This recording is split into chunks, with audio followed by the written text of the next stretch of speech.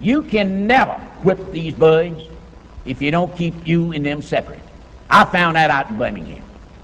You've got to keep the white and the black separate.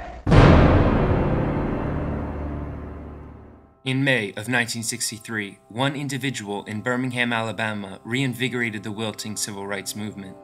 Bull Connor, Birmingham's Commissioner of Public Safety, ordered the use of fire hoses and police dogs to quell demonstrations pushing for desegregation in Birmingham. In an ironic twist, however, by defending segregation so fervently, Bull Connor actually called national attention to the civil rights movement and dramatized its goals. His violent actions brought the immediate end to segregation in Birmingham, solidified his legacy as a symbol of bigotry, and, most importantly, hastened the passage of major civil rights legislation.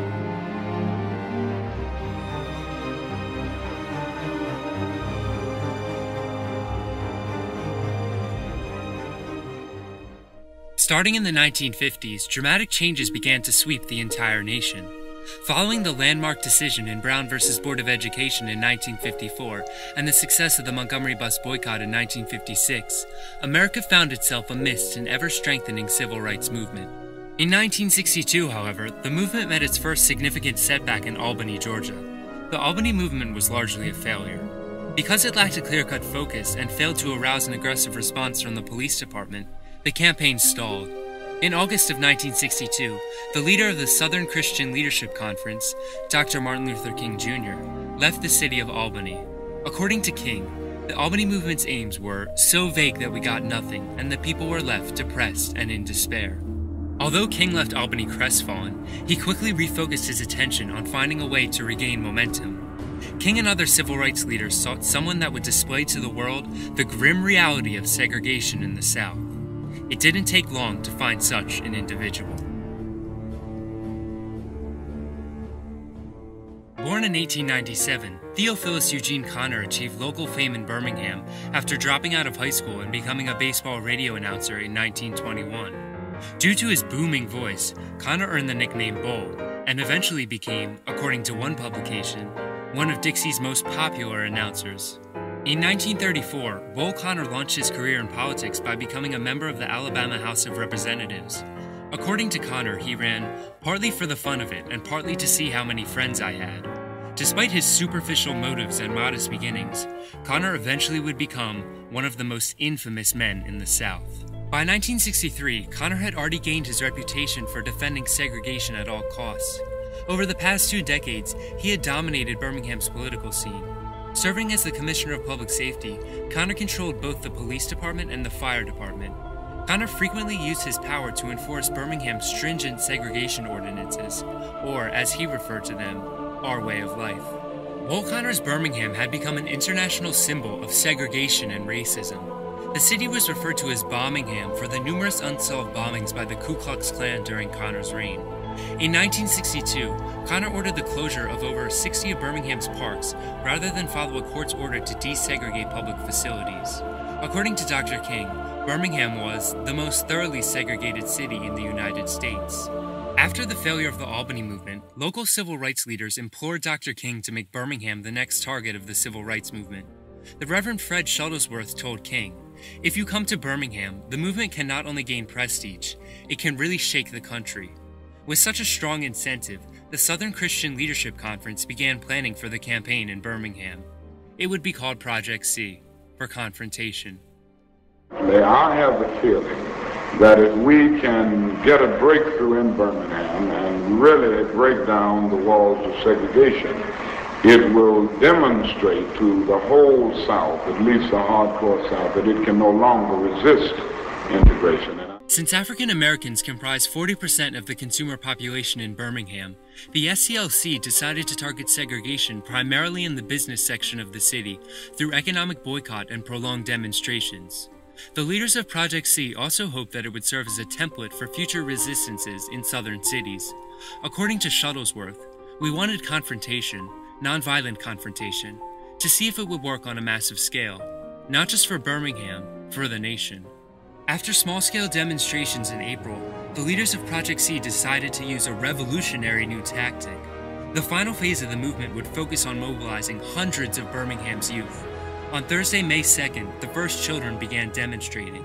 By the end of the day, Bull Connor and his police force had arrested 959 children, ranging from ages 6 to 18.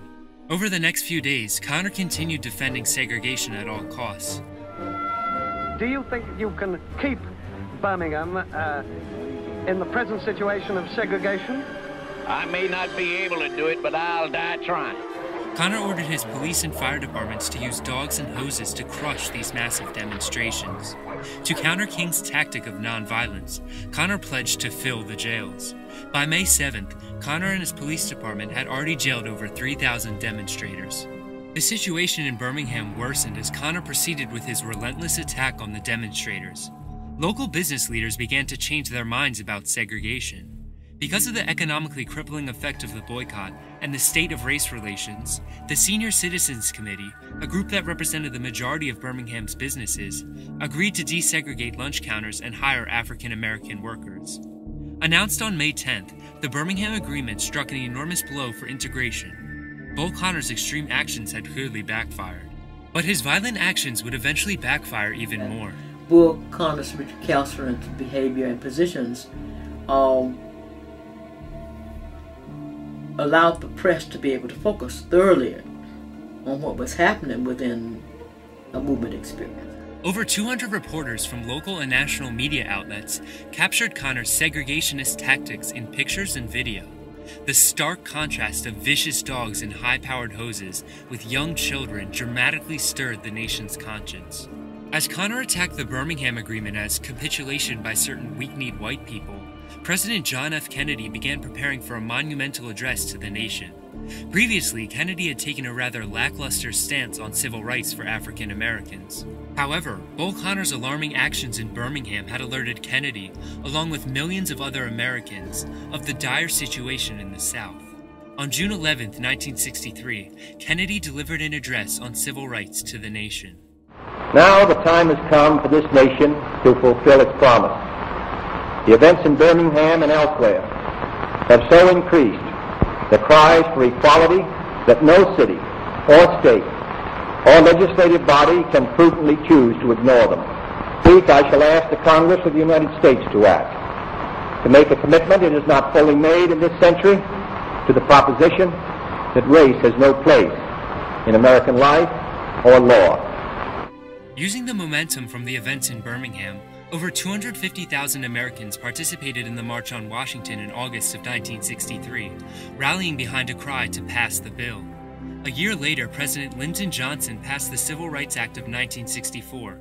The act, which was originally proposed because of Bull Connor's aggressive defense of segregation, outlawed segregation in schools, public places, and employment, and was an enormous step towards equality between different races. On March 10, 1973, Eugene Bull Connor died. By this time, Connor had lost nearly all of his political power and remained in the minds of Americans as a racist leader in the South. But for the civil rights movement, Connor was so much more than that. Connor became the quintessential representation of racism and prejudice in the South.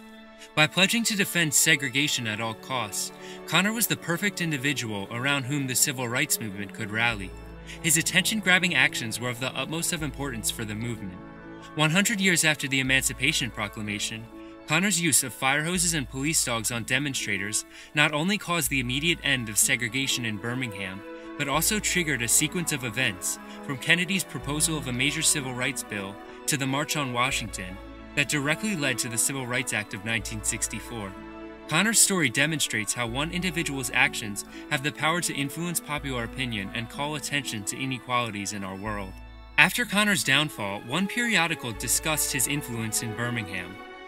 Without Bull dominating the Birmingham scene, race relations in the city would have been far in advance of what they are, for in season and out he gave encouragement, aid, and comfort to the intellectually prehistoric mass mobs who have shot, bombed, and persecuted Negro citizens in an effort to thwart their advance to full manhood status. What this author could not understand, however, was just how crucial Connor's role was in advancing race relations in not only Birmingham, but in the whole nation. Connor has been called the perfect adversary because he embodied all of the ugliness of segregation in the hardcore South. Pictures of his racist actions alerted the nation of the inequality in everyday life in the South and led to an unanticipated revival in the previously wilting civil rights movement. Reflecting back on the events in Birmingham, President Kennedy remarked on the importance of Connor in the civil rights movement. He said, "The civil rights movement should thank God for Bull Connor. He's helped it as much as Abraham Lincoln."